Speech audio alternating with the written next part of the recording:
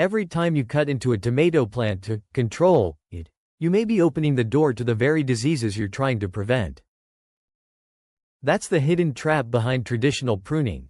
Each fresh wound is an entry point for pathogens, especially in warm, humid conditions where blight thrives.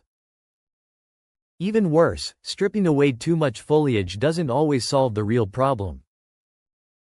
Moisture doesn't disappear just because you removed a few branches. It gets trapped in the remaining canopy, forming invisible humidity pockets that linger overnight.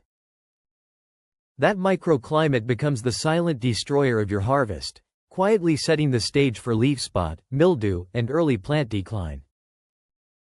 What changes everything is not how much you remove, but how air moves through the plant. When you train a tomato vertically into a spiraling form, you're no longer relying on passive airflow. You're creating a living chimney. Warm air naturally rises, and as it does, it pulls cooler air from the base upward through the foliage. This constant vertical draft keeps leaves dry, even during sticky mornings and after rainfall. Instead of stagnant air sitting on leaf surfaces, you get continuous movement that prevents fungal spores from settling and multiplying. It's the difference between a closed, damp room and one with a steady breeze flowing through it. This system starts with a strong overhead support and a tightly secured length of twine anchored both above and at the soil line. The tension matters because it becomes the spine of the plant. As the tomato grows, the central leader is gently guided around the twine in a slow, consistent spiral.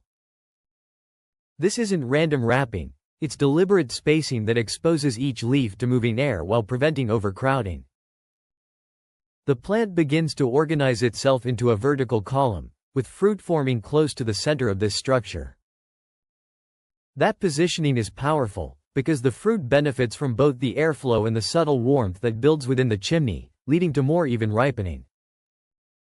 Instead of aggressively removing suckers, this approach shifts toward guiding them.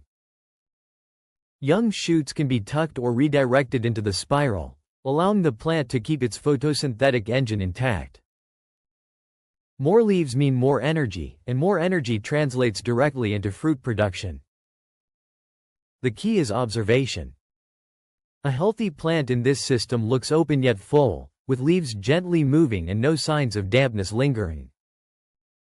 If the canopy feels still and heavy, it's a signal to adjust spacing or improve the spiral, not to start cutting.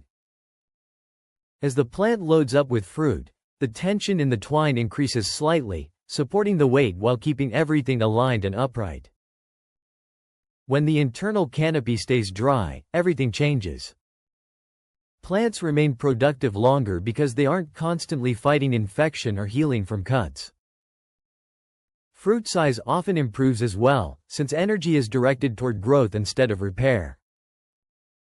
You'll notice cleaner leaves, stronger stems, and a harvest window that stretches far beyond what you're used to. The system scales easily too.